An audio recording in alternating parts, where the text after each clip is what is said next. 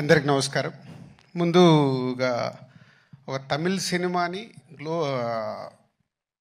Pan India cinema చేసిన శంకర్ గారికి, ఒక తెలుగు సినిమాని ఇప్పుడు గ్లోబల్ సినిమా చేసిన రాజమౌళి గారికి ఫిలిం ఇండస్ట్రీ తరపున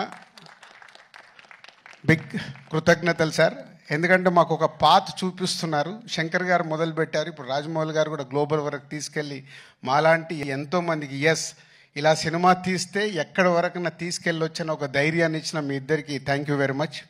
అండ్ గేమ్ చేంజర్ ఆల్రెడీ మొన్న యుఎస్లో మాట్లాడాను, మళ్ళీ ఫోర్త్కు చాలా దాచుకోవాలి. సో ఈరోజు ఓన్లీ ట్రైలర్. సో శంకర్ గారి విజన్ ఒక్కొక్క స్టెప్గా చూపిస్తూ వెళ్తున్నాం. వారి ఒక్కొక్క పాటలో ఆ గ్రాండియర్ కానీ, వారు చూపించిన మూమెంట్స్ సాంగ్లో చేసినవి కానీ, లిరికల్ వీడియోల ద్వారా కొంచెం కొంచెం సాంగ్లో ఇస్తూ వెళ్ళాం.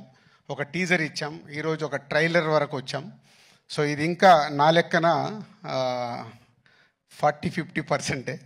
సో చాలా దాచిపెట్టి శంకర్ గారు 10th రోజు అందరికీ చూపించబోతున్నారు. ఈ సినిమాలో ఎన్నో మూమెంట్స్ అన్ప్రెడిక్టబుల్గా ఉంటాయి, అది మట్టు ఖచ్చితంగా చెప్పగలుగుతాను. నిన్నే తమన్ బ్యాక్గ్రౌండ్ స్కోర్ చేస్తూ రమ్మంటే ప్రసాద్ ల్యాబ్కి వెళ్తే 2 రీళ్లు చూపించాడు. అది చూసిన తర్వాత ఇంకా గట్టిగా తొడగొట్టాలని ఉంది, కానీ ఓవర్ అవుతుందని ఆగిపోతున్నాను.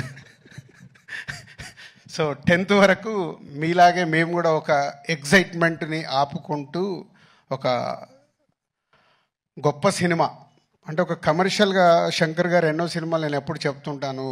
ఒక జెంటిల్మెన్ దగ్గర నుంచి భారతీయుడు కానీ, ఒకే ఒకటి కానీ, శివాజీ కానీ, ఆఫ్టర్ లాంగ్ టైం మళ్ళీ శంకర్ గారు ఒక స్ట్రేట్గా తెలుగులో సినిమా చేస్తూ అలాంటి సినిమా మాకు ఇచ్చినందుకు వారికి కృతజ్ఞతలు.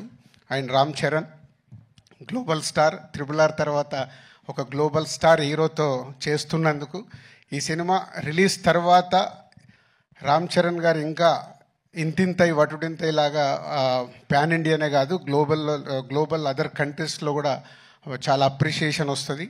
సో మా పెట్టిన డబ్బులు తిరిగి లాభాలతో వస్తుందని వెయిటింగ్లో ఉన్నాం ఈ సంక్రాంతికి. Thank you very much.